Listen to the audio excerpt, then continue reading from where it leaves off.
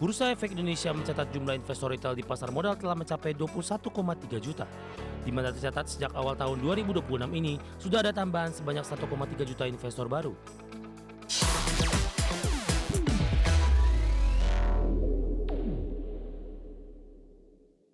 Berikutnya pemirsa, Bursa Efek Indonesia mencatat jumlah investor retail di pasar modal mencapai 21,3 juta. Ya, sejak awal tahun 2026 sudah ada tambahan 1,3 juta investor baru.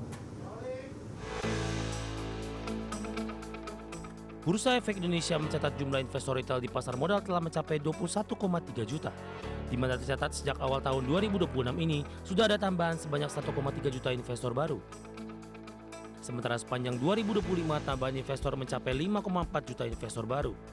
Pejabat sementara Direktur Utama Bursa Efek Indonesia Jeffrey Hendrik mengatakan sepanjang tahun 2025 rata-rata nilai transaksi harian di Bursa Efek berada di level 18,1 triliun rupiah per hari.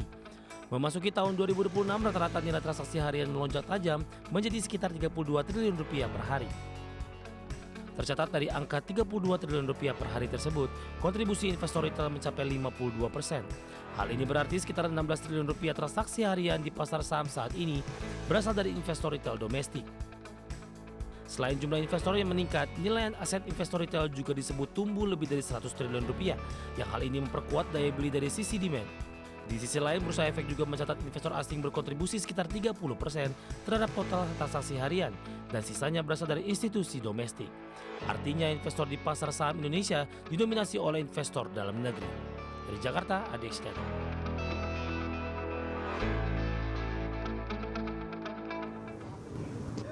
Dalam rapat terbatas bidang perekonomian, pemirsa, Presiden Prabowo Subianto berharap upaya akselerasi fundamental ekonomi dimaksimalkan dengan menjalankan prinsip ketahanan berkelanjutan. Presiden meminta jajaran kementerian bidang perekonomian untuk terus berkomitmen menjaga stabilitas, sekaligus mendorong akselerasi pertumbuhan ekonomi nasional. Menteri Koordinator Bidang Perekonomian Erlangga Hartarto melaporkan kepada Presiden perkembangan indikator makroekonomi terkini. Pada indikator pertumbuhan ekonomi Indonesia, Erlangga melaporkan bahwa pada kuartal keempat pertumbuhan mencapai 5,39%. Angka ini menurut Menko Erlangga tertinggi di antara negara-negara G20. Dari sisi sektor real, Menko Perekonomian melaporkan bahwa aktivitas manufaktur masih berada pada zona ekspansi dengan indeks sebesar 52,6. Selain itu, tingkat keyakinan konsumen pada Januari 2026 dengan indeks 372,5 juga menunjukkan peningkatan dibandingkan bulan sebelumnya. Sementara itu, kinerja konsumsi domestik menunjukkan tren positif, di mana penjualan real tercatat tumbuh 7,9% secara tahunan. Dan angka ini meningkat signifikan dibandingkan Desember tahun lalu yang tumbuh 3,5%. Lebih lanjut, Erlangga juga melaporkan bahwa peringkat kredit Indonesia dari berbagai lembaga pemeringkat internasional masih berada pada level investment grade. Meski demikian, pemerintah mencermati outlook negatif dari Moody's sebagai hal yang perlu diantisipasi dengan langkah-langkah kebijakan yang tepat. Dan bahwa dari seluruh rating, baik Moody's, Fitch, S&P, penilaiannya masih investment grade. Memang ada outlook yang negatif dari Moody's. Nah, ini tentu perlu diperhatikan terkait dengan penjelasan yang diperlukan, utamanya tentang penerimaan negara yang juga berpotensi meningkat. Pertumbuhan ekonomi kita di kuartal keempat 5,39% itu yang tertinggi di negara-negara G20. Dan kemudian pertumbuhan 5,11 secara year on year ini juga sangat baik. Dan kemudian juga kita melaporkan terkait dengan ekspansi ekonomi termasuk di sektor manufaktur yang masih berada di level ekspansi 52,6. Di sisi lain, realisasi investasi baik penanaman modal asing maupun penanaman modal dalam negeri tercatat mencapai 1.931,2 triliun rupiah. Cadangan devisa juga tercatat mencapai 154,6 miliar dolar Amerika. Di tengah ketidakpastian global, fundamental ekonomi Indonesia menunjukkan ketahanan yang kuat dan arah pertumbuhannya semakin terstruktur. Dari Jakarta, Adi Ekskana.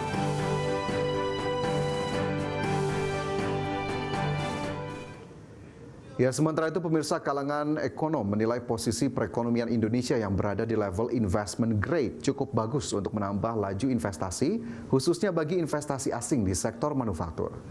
Ekonom senior Universitas Indonesia Lana Sulistianingsih menilai laju investasi Indonesia saat ini cukup baik dan terus meningkat. Terlebih lagi pemerintah menargetkan investasi jadi penggerak dan pendorong utama pertumbuhan ekonomi berkelanjutan. Lana berharap iklim investasi sektor manufaktur yang terus meningkat dapat membuka peluang usaha dan lapangan kerja bagi masyarakat. Di mana dalam 1 tahun ke belakang banyak industri dari luar negeri yang melakukan ekspansi ke Indonesia dengan mengalihkan proses produksinya ke Indonesia. Hal ini harus menjadi peluang bagi pemerintah untuk memperkuat industri dan mendorong investasi strategis. Kalau memang ada peningkatan di sektor manufaktur ya. Kita ketahui kan memang banyak investasi baru juga ya Mas Pras, khususnya sektor otomotif yang berasal dari Cina, itu memang mereka merelokasi juga tuh beberapa pabriknya yang sebelumnya ada di negara lain tuh sekarang ke Indonesia. Ya tentunya dengan adanya investasi baru itu kan membuat ada permintaan atas tenaga kerja ya. Jadi tenaga kerja yang masuk di sektor manufaktur jadi meningkat. Itu juga yang menjadi bagian dari peningkatan serapan tenaga kerja di sektor manufaktur. Ya, pemirsa, Asosiasi Pengusaha Indonesia menyebut 9 dari 16 subsektor manufaktur masih tumbuh di bawah pertumbuhan ekonomi nasional 2025 sebesar 5,11%. Guna mendorong kinerja sektor manufaktur, Apindo menekankan pentingnya strategi yang berfokus pada perbaikan fundamental dunia usaha.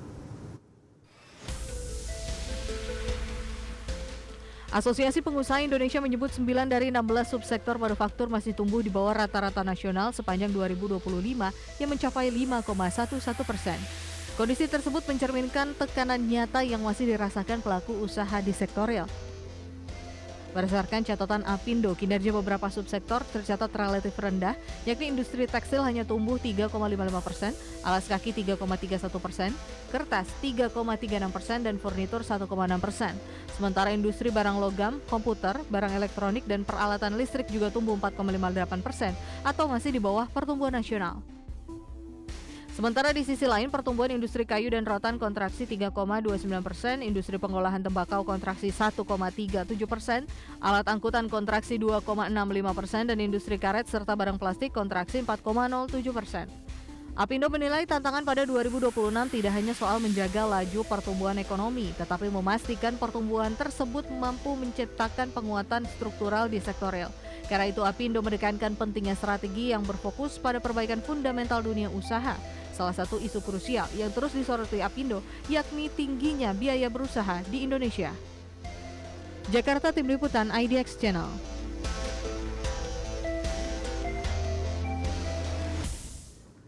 Di tengah perlambatan kinerja industri manufaktur, Ketua Umum Asosiasi Produsen Serat dan Benang Filamen Indonesia, Retma Gita Wirawasta, optimistis industri tekstil nasional akan kembali tumbuh. Retma mengakui pertumbuhan industri tekstil sangat bergantung pada investasi dan pasar yang ada. Karena itu para pelaku industri berharap kebijakan pemerintah mampu mendorong pertumbuhan industri tekstil yang pada akhirnya akan menyerap tenaga kerja secara besar-besaran. Sektor ini ya, karena kalau kita melihat memang angka pertumbuhan industri ini ditopangnya oleh investasi, tapi investasi yang seperti apa? Investasinya adalah investasi yang memang mesin-mesin yang masuk di tahun ini, tapi kita pesannya di 2022 gitu ya, yang pasca COVID kita lagi tumbuh bagus. Nah, tapi ketika masuk kondisi industrinya lagi nggak baik, artinya secara utilisasi pun sektor ini masih berada di sekitaran 50% dan belum ada tanda-tanda peningkatan yang signifikan. Nah, tapi memang sektor ini sebetulnya ke depan ini memang masih sangat-sangat diharapkan oleh pemerintah. Makanya kemarin